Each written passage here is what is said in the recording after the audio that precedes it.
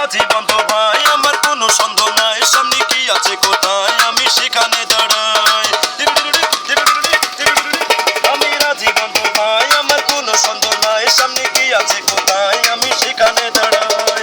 কে কোথায় আছে তা জানি না, কই দাঁড়ানোর জায়গা ঠিক থাকে না, ধাক্কা লেগে যে রাজি টানা টানা টানা খুঁজে পায় না, ওই দেখতে পায় না টানা টানা রাজি টানা, চোখে কিছু দেখতে পায় না, কই চোখে কিছু দেখতে পায় না, ধাক্কা লেগে যে রাজি টানা টানা টানা খুঁজে পায় না, ওই দেখতে পায় না টানা টানা রাজি টানা।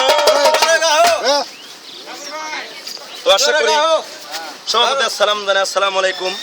আমি রাজীব খানা গান কেমন গাই না গাই সেটা আমি জানি না, কারণ গত কয়েকদিন আগে আমার 10 দিন আগে রাজশাহী পদ্মাঘাটের বড় করতে এসেছিল এটিএন চ্যানেলের সাংবাদিক, তারা এসে আমার বাসা বাড়ি এগুলো সব ভিডিও করে নিয়ে গিয়েছে। তো আশা করি দর্শক আপনারা একটু দোয়া রাখবেন, সামনে আগামী ঈদে আমরা অনুষ্ঠানটা হয়তো বা এটিএন বাংলাতে আমার গান হইতে পারে, দোয়া রাখবেন।